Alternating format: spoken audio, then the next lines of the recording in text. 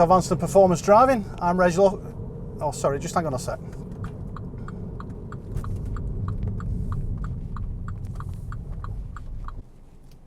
Won't be a minute.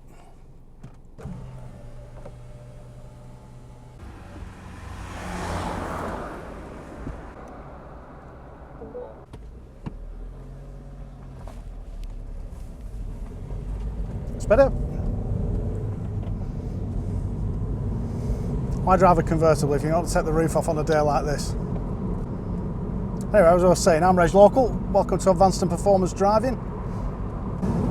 Well, today we're going to talk about progress and restraint. Now, you might think that progress and restraint are two polar opposites of each other, when actually they are much more closely related than you might think. They're actually, I would describe them as two sides of the same coin, really. So I'll talk you through what both of those terms mean, and hopefully give you a few examples of where restraint and progress are appropriate or not appropriate. A lot of people think that progress equals speed. That's not necessarily the case. People associate the word progress with driving the car quickly, throwing it into corners, maybe even driving aggressively. And that really isn't the case. Progress, my description of progress, basically is just getting on with it. It's a recognition of the fact that when we drive the car, we want to get where we're going. I want to get there in a reasonable amount of time. We don't want to take all day getting there. And you've got to strike a balance there with progress, and it's progress against safety. Obviously, everything that we do on the road has to be safe. We have to minimise risk as much as we possibly can. The crucial word there is minimising risk. We're not removing risk altogether. There's an element of risk in everything that we do on the road. I'm going to this corner now, there is an element of risk in it. What I'm trying to do is eliminate, reduce as much of that risk as I possibly can. But the fact that I'm moving 1.5 tons of metal along a road at speed means that there is always an element of risk about that. Now, if I want to reduce that element of risk right down to an absolute minimum, I'll drive at a really slow speed.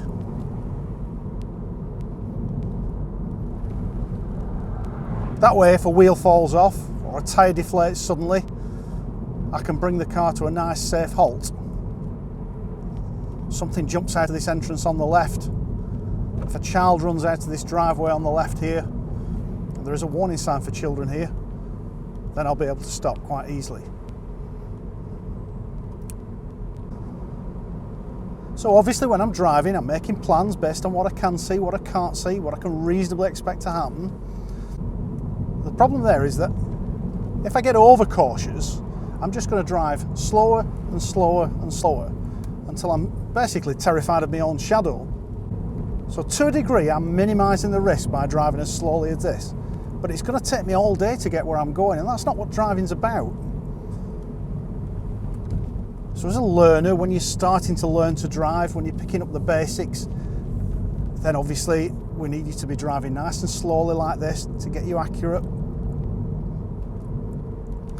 Get you to understand what the car's controls do at a nice safe speed so that we can bring you to a stop if we need to.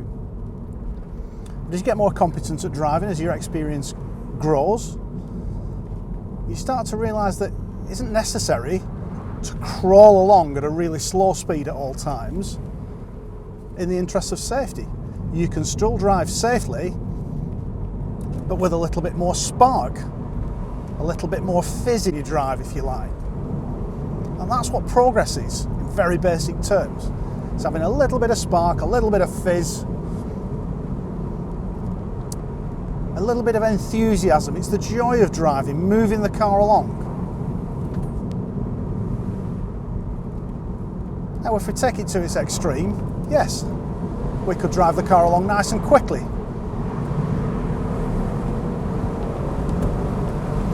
Carry big speed into corners. Hard on the brakes into corners. A bit of screech from the tyres. What you might call driving enthusiastically. And it's not dangerous. I've got years of experience at driving like this.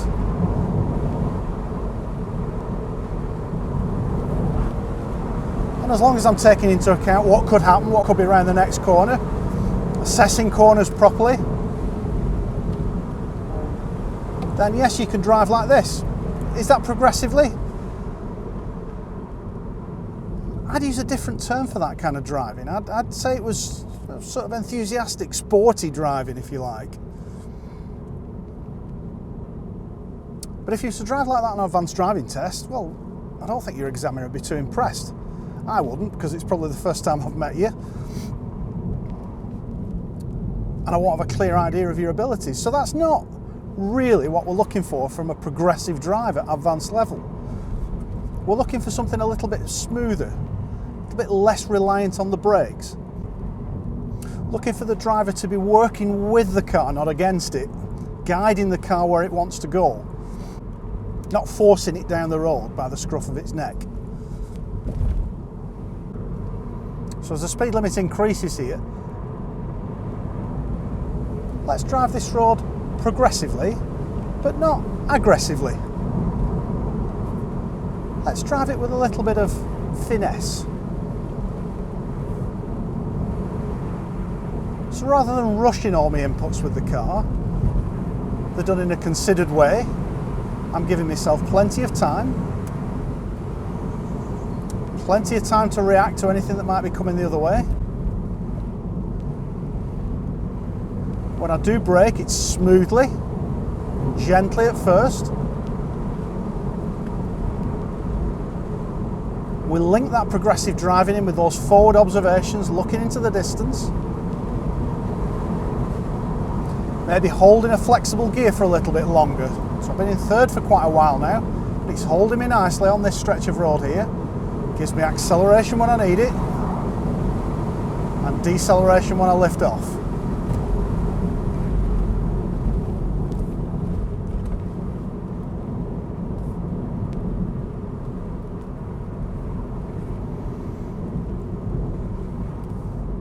Another thing about driving progressively is reducing your hesitation down to a minimum.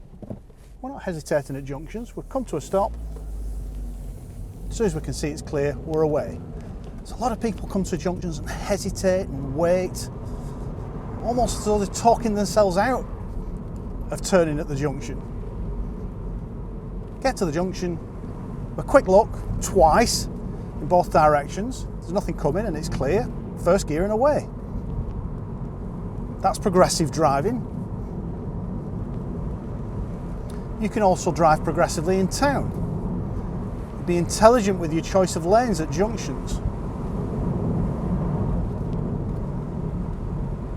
If there's two lanes going in the same direction, choose the lane of least resistance. It's the lane with the least number of cars or vehicles waiting in that lane.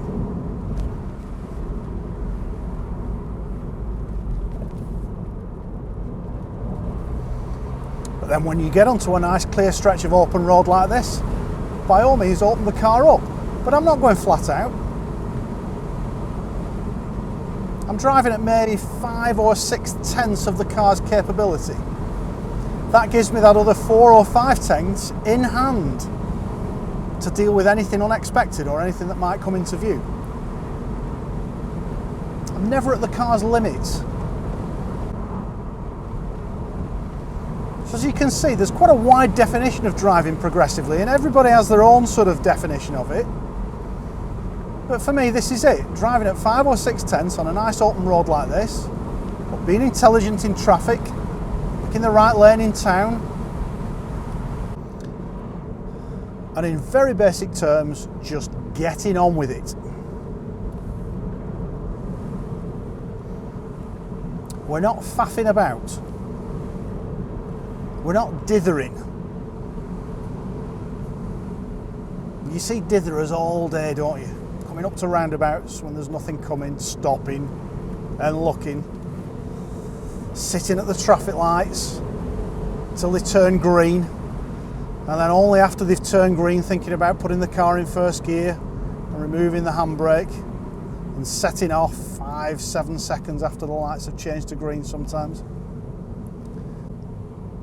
Whereas if you're driving progressively, you look for the opposing traffic lights to change. You know that your lights are going to change then. Take first gear early, ready to go. Hand on the handbrake, ready to go.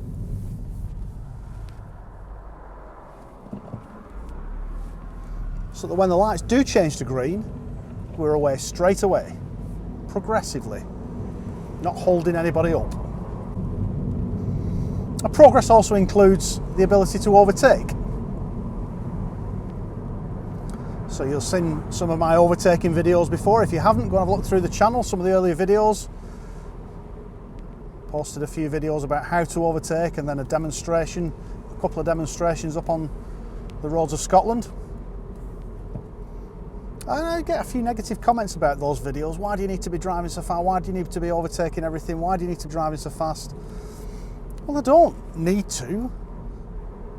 My principle is this, that I have a pace that I want to drive on that road, and that pace is different every day, depending on the conditions, the mood that I'm in, the car that I'm driving, the passengers I've got with me, and I'll vary that pace depending on all those different factors and others. But once I've reached the pace that I'm happy with, I want to maintain that pace. And if I come up behind another vehicle that's slowing me down, well, I want to overtake it. Purely because I want to maintain the pace that I'm driving at. I'm not being aggressive, I'm not showing off. I just want to resume the pace that I was driving at before I caught up with that slow moving vehicle. So if you think about overtaking as an opportunity to continue driving progressively, driving in the way, at the pace that I want to drive at. So what about restraint? I said that restraint was the other side of the coin. Well, I suppose if progress is getting on with it, restraint is knowing when you shouldn't be getting on with it. Restraint is knowing when you should be a little bit more reserved in your driving, holding back a little bit more. So we've got this lovely open road now in Ireland, and I'm rolling along at a nice progressive pace. 5 or 6 tenths of my ability and the car's ability. But there will be times when I want to show some restraint. There's a warning sign up ahead for a bend to the right, a slow moving vehicle. I can't see what's beyond that bend, so I'm going to introduce some restraint now. I'm not braking, I'm just going to take third gear and roll into this corner at a speed that allows me to stop in the distance I can see to be clear. And the car in front's driving at a slower pace than me. So to start with, I'm going to have to demonstrate some restraint by moving into a following position and not getting too close. So a lot of people, when they're looking for the overtake, they get really excited, they get too close, sit in a very tight following position. And the longer they have to follow that vehicle, the more frustrated that they get. And that frustration draws them closer and closer to the back of that slow moving vehicle to a point where they lose the view because they're too close to it. And actually you get a negative reaction as well from the car in front because they feel crowded by the car that's driving too close behind. So all I'm going to do is hold back, show restraint. I'm driving in a restrained manner, but at the same time I've got third gear ready. I'm ready to overtake if the opportunity presents itself. And looking off this right hander, there might be an opportunity. There it is. So we're going to go into the overtake, offside as they're breaking the lines. Check the mirrors as we go past. And there's the other side of restraint versus progress. It's very easy then to go too fast after you've got an overtaking, especially when you've been stuck behind somebody for some distance. The frustration builds, and then once you get the opportunity to overtake, it's very easy then to go too fast. And you end up arriving at the next corner much too quick and having to brake, and it all gets a little bit messy. Whereas what I've done there is just put enough gas in to get the overtake and resume the pace that I was driving at before, 5 or 6 tenths of mine or the car's abilities, keeping the car balanced. That way I don't arrive at the next corner too fast and I'm still relaxed. There's no tension built up through that process of overtaking that car. We've shown restraint, held back and waited for the opportunity to present itself. We've seen these really wealthy people who fly the supercars into London every summer. Flying from the Middle East, millions of pounds worth of oil money in their pockets to spend. and they bring the Lamborghinis and the Ferraris over to London and spend a few weeks just driving around London in these fabulous supercars. And you watch some of the videos of them and there is no restraint there whatsoever, screaming up and down the main roads, hurtling through 30 limits at ridiculous speeds, showing off. That really is the opposite of restraint. That is showing off.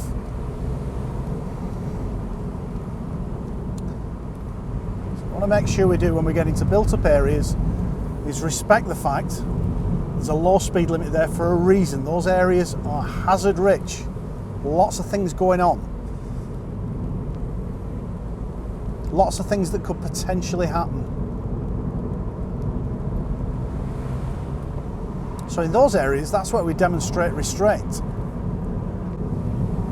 One of the elements of restraint is, let's say the speed limit is 30, that might be the maximum permitted speed, but it's not necessarily the safest speed to drive at. 20 mile an hour speed limits. A lot of people feel frustrated by 20 mile an hour speed limits, but sometimes 20 miles an hour is 19 miles an hour too fast.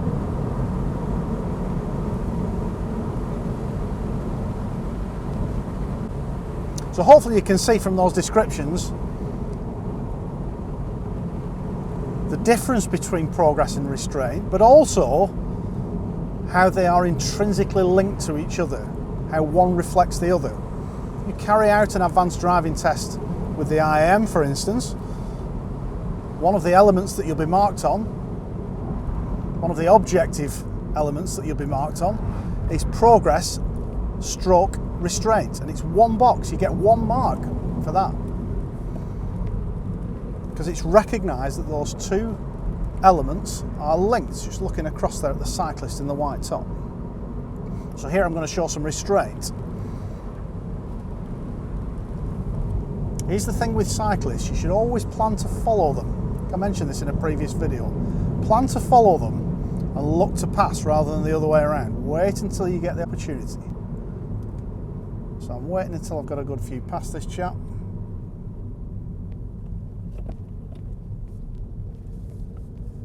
Now it's clear.